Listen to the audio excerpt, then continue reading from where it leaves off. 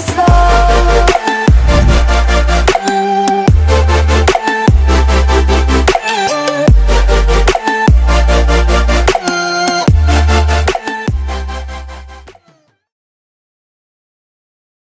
Good morning दोस्तों, नमस्कार। एक बार फिर आज मैं आपके सामने बेटे लेक्चर 9 की बात करूंगा, because today will be the concluding lecture for chapter number 1 investment landscape.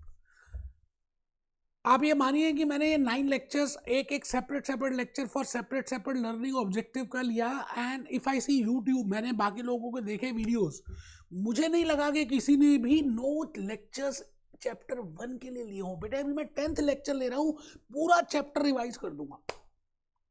मेरी जो रिवीजन होगी वो भी ज़्यादा अच्छी होगी एज कम्पेयर टू बाकी जो मेन लेक्चर्स बाकी लोगों ने लिए। बिकॉज मैं आपको रियलिटी से, because I am a practising chartered accountant from last 28, 29, 30 years, तो मेरे को मालूम है कि मैं क्लाइंट्स के साथ कैसे अटैच करना है, उनके साथ कैसे लिंक करना है, उनके साथ कैसे कनेक्ट करना है, और मैं वही काम करता हूँ बेटे। तो मैं वही नॉलेज आपको देना चाहता हूँ अलॉन्ग विद द एग्जामिनेशन। हमें पास होना है अपनी प्रैक्टिस में। तो last lecture, great good morning mutual fund distributors के लिए, लेक्चर नंबर 9 के लिए, सीरीज 5A के लिए।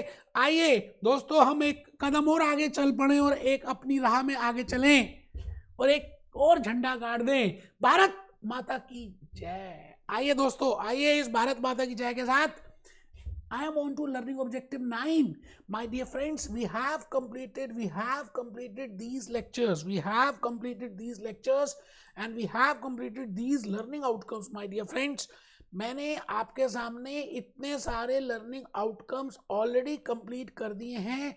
आप एक बार अपनी वर्कबुक में लेके चल रहा हूँ मैं आपको दोस्त, वर्कबुक में लेके चल रहा हूँ, वर्कबुक में चेक कर लीजिए। I have completed investors and financial goals, मैंने सेविंग इन्वेस्टमेंट कराया, लेक्चर 3 में डिफरेंट एसेट्स कराए, लेक्चर 4 में इन्वेस्टमेंट रिस्क बताए, along with that real life examples, along with Sachin Tendulkar, along with songs, along with motivation, along with energy. Lecture आपने बड़े सुने होंगे यार, एनर्जेटिक लेक्चर और लाइफ को साथ कनेक्ट करने वाले लेक्चर मुझे लगता है शायद नहीं सुने होंगे। तो मैं भूपेश आनंद इस लास्ट कंसेप्ट की तरफ हूं। ये जो लास्ट है कि एक निवेशक को, एक इन्वेस्टर को अपने आप इन्वेस्टमेंट करनी चाहिए इन डिफरेंट एसेट क्लासेस, या किसी प्रोफेशनल हेल्प लेनी चाहिए। लाइक चार्टर्ड अकाउंटेंट की हेल्प ले ले, लाइक म्यूचुअल फंड डिस्ट्रीब्यूटर्स की हेल्प ले, लाइक इन्वेस्टमेंट एडवाइजर्स की हेल्प ले, लाइक पोर्टफोलियो मैनेजर्स की हेल्प ले, लाइक सर्टिफाइड फाइनेंशियल प्लानर्स की हेल्प ले।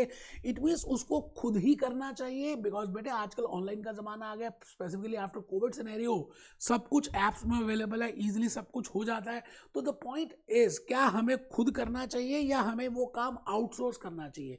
लेक्चर 9 इसी के ऊपर, और मैं बड़े प्यारे प्यारे एग्जाम्पल से आपको लॉजिकली बताऊंगा कि साहब आपको ये काम खुद क्यों नहीं करना चाहिए if you are doing some other thing. अगर आप कुछ और कर रहे हैं यार, लाइफ में आपकी हॉबीज भी हैं, है ना, आपके फैमिली मेंबर्स हैं, आपके दोस्त हैं, because human being is a social animal. तो मैं लास्ट में कंक्लूजन में पहुंचूंगा that if you are not into whole time business और investment, you know, it is better to outsource it, it is better to trust on those professionals. उनको करने दो ना आप अपना काम, आप अपना जो समय बच गया उसको हॉबीज में लगाओ ना, अपने फैमिली मेंबर के साथ बैठो ना, सोसाइटी के लिए कुछ अच्छा करो ना।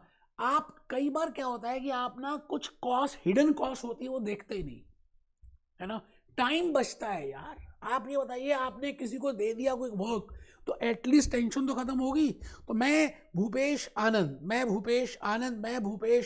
मैं आज आपके सामने, मैं दोस्तों आज आपके सामने एक बड़ी प्यारी सी बात लेकर आया हूं, और मैं चाहता हूं कि आप सब इसको लिखेंगे तो मुझे अच्छा लगेगा यार। डू इट योरसेल्फ और विद प्रोफेशनल हेल्प, इस लर्निंग आउटकम की ऑब्जेक्टिव का ये हेडिंग है, डू इट योरसेल्फ और विद प्रोफेशनल हेल्प। अपने आप करें या किसी हेल्प से करें। मैं आज आपको सिंपल सी बात कहने जाता हूँ, छोटी छोटी बातों की चर्चा करेंगे, कहानी सुनेंगे, और उससे ऑटोमेटिकली हमें बात समझ आ जाएगी। सपोजिंगली आप एक निवेशक हैं, you are a investor, you want to invest and you are doing, you know, you are doing your job, you are doing your own business, और बिजनेस वो इन्वेस्टमेंट से रिलेट नहीं करता, कुछ दूसरा धंधा कर रहे हैं।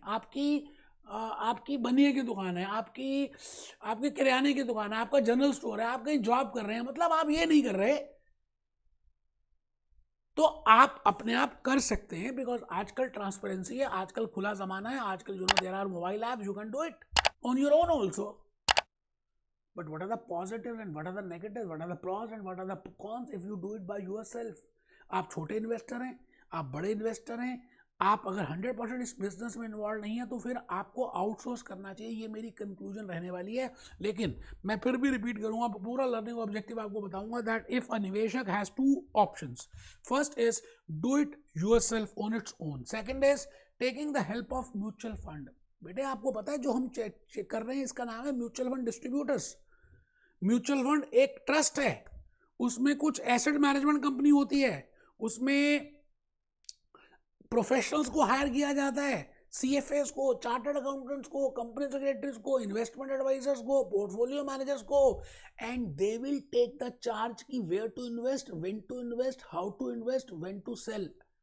सवाल ये आता है कि अगर आपके पास वो कैपेबिलिटी है, मैं तब भी रिक्वेस्ट करूंगा कि आप वो ना करें. अभी हम देखेंगे, उस पूरी स्टडी से देखेंगे. अभी आपके पास दो ऑप्शंस हैं, आप खुद भी कर सकते हैं और आप किसी की हेल्प भी ले सकते हैं. बिल्कुल ठीक बात है.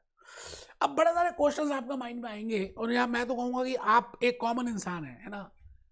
सोचिए, एक सिचुएशन में क्रिएट कर रहा हूँ आपके सामने. If you are a common people and you are doing a job, Ramlal job कर रहा है, कॉमन इंसान है, मैंगो पीपल है, सुबह सुबह 10 बजे से लेकर 6 बजे तक उसकी नौकरी रहती है, सुबह 9 बजे निकलता है, रात को शाम को 7 बजे पहुंचता है. उसके बाद उसकी बड़ी सारी और भी रिस्पॉन्सिबिलिटीज हैं. चिंटू पिंटू उसके छोटे छोटे बच्चे हैं, वाइफ है, मम्मी पापा हैं, घर है. बेटे जब वो पहुंचता है ना तो चाय पीने का उसका मन करता है. पहले सबसे पहले तो घर जाके चाय पिएगा. फिर जैसे ही वो चाय खत्म होती है उसकी घर वाली राम प्यारी बोलती है, रामलाल की राम प्यारी बोलती है, सुनो जी आज प्याज लाने, आज टमाटर लाने, सब्जियां खत्म हो गई, चावल खत्म हो गए. अब आप ये बताइए, वो बेचारा थैला उठाता है 7 बजे, 6 बजे आया था, 7 बजे पहुंचा था, चाय पी, 7:30 बजे घर से चला, थैला उठाकर सब्जियां खरीदनी है. बेटे इतनी ज़्यादा उसके पास रिस्पॉन्सिबिलिटीज़ हैं. आप ये बताइए लॉजिकली क्या वो करेक्ट डिसीजंस ले पाएगा इन सभी रिस्पॉन्सिबिलिटीज़ के बीच?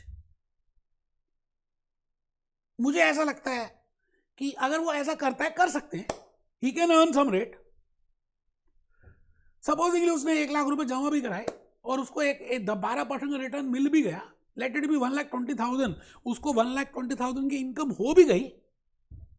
बट अगर वो म्यूचुअल फंड में किसी में डिपॉजिट कर देता, एसबीआई की हाइब्रिड स्कीम ले लेता, एग्रेसिव हाइब्रिड ले लेता, बैलेंस हाइब्रिड ले लेता, तो वहां पर उसको रिटर्न मिलता. मैं कुछ देर के लिए अज्यूम कर रहा हूं कि उसको वहां से 12% मिला, वहां से भी 12 मिला, यहां से भी 12 मिला. लेकिन म्यूचुअल फंड से जब आप इन्वेस्ट करते हैं तो they have some charges, they have some they charge something from you. Commission मान लीजिए, कुछ चार्जेस मान लीजिए, प्रोफेशनल रसीद मान लीजिए, नेक्स्ट चैप्टर में हम उसका नाम देंगे.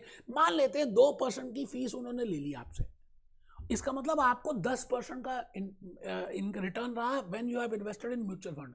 और जब आपने यहाँ पे इन्वेस्ट किया, खुद किया, तो 12% मिला. नो डाउट आपको 2% ज़्यादा मिला. बट माय दोस्त, माय फ्रेंड, आप ये बताइए वो 2% आपने जो ज़्यादा लिया, क्या लगता है उसकी कोई कॉस्ट नहीं पे की? हम कई बार ना उस कॉस्ट को भूल जाते हैं. दोस्तों आपके टाइम की कॉस्ट नहीं है. वो टाइम आप फैमिली में स्पेंड कर सकते थे, वो टाइम आप मूवीज़ देख सकते थे, वो टाइम आप अपने दोस्तों के साथ बिता सकते थे, वो टाइम आप अपनी हॉबीज़ को पूरा कर सकते थे. हम क्या करते हैं, वो उस टाइम की अपॉर्चुनिटी कॉस्ट को तो देखते नहीं, बस वो 2% देखते हैं, 2 ज़्यादा दे रहे हैं, 2 ज़्यादा दे रहे हैं, 2 ज़्यादा दे रहे हैं. तो आज का ये जो चैप्टर है ना, उसी कॉस्ट और बेनिफिट एनालिसिस, ये लेक्चर जो है ना कॉस्ट बेनिफिट एनालिसिस को बताएगा. और जो एक केस स्टडी गिवन है ना, आई will be giving you with help of that example कि वो केस स्टडी है क्या है ना, ये सबने क्या वो केस स्टडी दी थी, जिससे कि आपको लॉजिकली बात समझ आ जाएगी. तो मैंने आपके सामने वो केस स्टडी रखी है. ये कॉमन पीपल है जी, कॉमन पीपल रामलाल सुबह जॉब करता है, 8 घंटे की जॉब है, संडे को छुट्टी मिलती है, रात को घर लेट आता है. अब आप ये बताइए, एक छुट्टी है और इतने सारे काम है.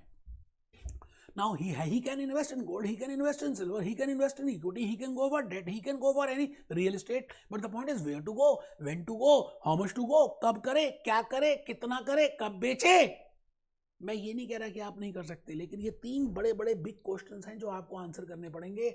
How much to buy, when to buy, when to sell, what to buy. I can answer. Supposedly, if I take my example, I am a Bhupesh Anand, I can answer it.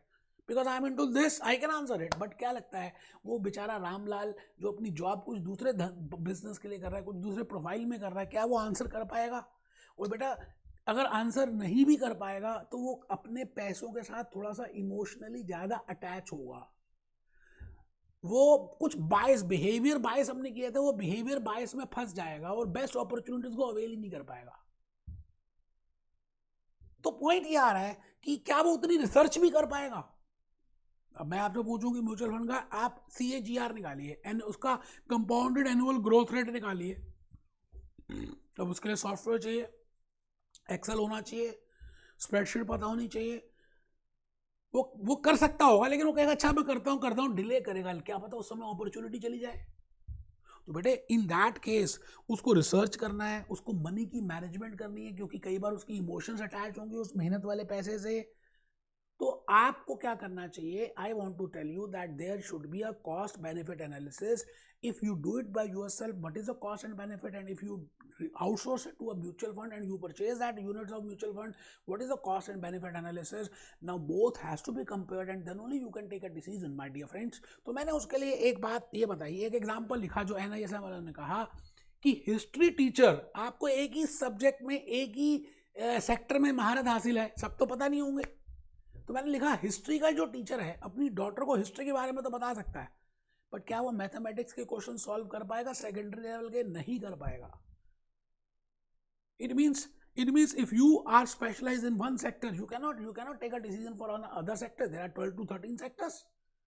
Oil है, gas है, FMCG है, steel है ना, infra है, कितने सारे sectors हैं यार। अगर आप सबकी महारत हासिल करते हो तो फिर तो यही धंधा कर देना चाहिए था आपको शुरू। तो सवाल ये आता है कि क्या आप ये कर पाएंगे? भाई साहब आपको अपने घर में भी देना है टाइम, अपने माता पिता के साथ बैठना है। Time is running very fast, life is very short.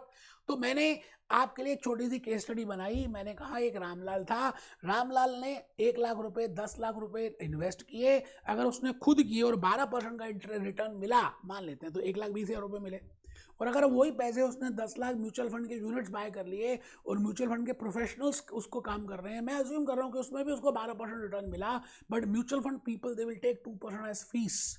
So 12% minus 2% is equal to 10%. Supposingly he is getting only 1 lakh rupees. If he invest, if he buys units from mutual fund, तो 12% एक तरफ है, 10% एक तरफ है, उसको 1,20,000 रुपये मिलते। अगर वो खुद लगाता, सवाल याद है, खुद लगाता तो टाइम भी इन्वॉल्व होता। हम उस टाइम की अपॉर्चुनिटी कॉस्ट को नहीं देखते, हम खाली वो चेक करते हैं कि हमें 20,000 कम मिले, 20,000 कम मिले। तो बेटे मैंने कहा आपको कॉस्ट बेनिफिट एनालिसिस बनाना चाहिए, कॉस्ट देखनी चाहिए। बेनिफिट है, ठीक है, बेनिफिट आपको 20,000 रुपये का ज़्यादा मिलेगा, बट अगर आप खुद करते हैं तो आपको रिसर्च करनी पड़ेगी, आपको एडमिन का काम करना पड़ेगा, आपका वो टाइम लगेगा, आप अपनी हॉबीज़ पे नहीं कर सकते, आप प्रॉपरली अपॉर्चुनिटीज को अवेल नहीं कर सकते। You can not do proper money management because you are emotionally attach with your money. It means you can not take correct decisions, and if you can not take correct decisions तो बेटे गलतियां होंगी, और जब गलतियां होंगी तो आप अपने रिटर्न मैक्सिमाइज नहीं कर पाएंगे लॉन्ग रन में। मैंने लिखा जी गलती नंबर 1, आप वो अपॉर्चुनिटी कॉस्ट जो आपका टाइम लग रहा है उसकी अपॉर्चुनिटी कॉस्ट कंसिडर ही नहीं करते, जबकि उसकी भी तो कॉस्ट है। दूसरी बात, आप वो बेस्ट अपॉर्चुनिटीज को अवेल नहीं करेंगे क्योंकि आप इमोशनली अटैच्ड हैं उस पैसे के साथ। दोस्तों इन बातों के साथ मैं चाहता हूं कि आप सभी इस चैप्टर को आराम से देखें, और मैंने 9 के 9 लेक्चर्स कंप्लीट कर दिए, 9 लर्निंग आउटकम्स कंप्लीट किए हैं।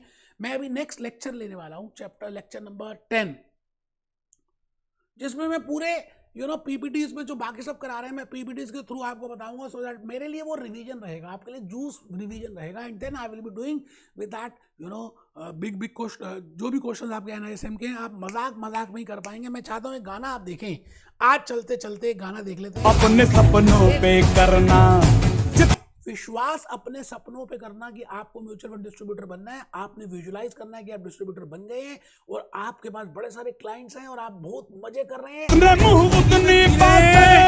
गौर कितनों पे करना, सब पे गौर मत करना, सब ऐसे ही बोलते रहेंगे। आपने अपना ध्येय, अपना फोकस, अपना आज लोगों की बारी, आज लोगों की बारी है यार, कल आपकी होगी, कल आप म्यूचुअल फंड क्लियर करेंगे और अल्टीमेटली इतने सारे क्लाइंट्स होंगे, आप अमीर बन जाएंगे। और भूपेश आनंद को मत भूलना, be happy, B jolly, B cheerful.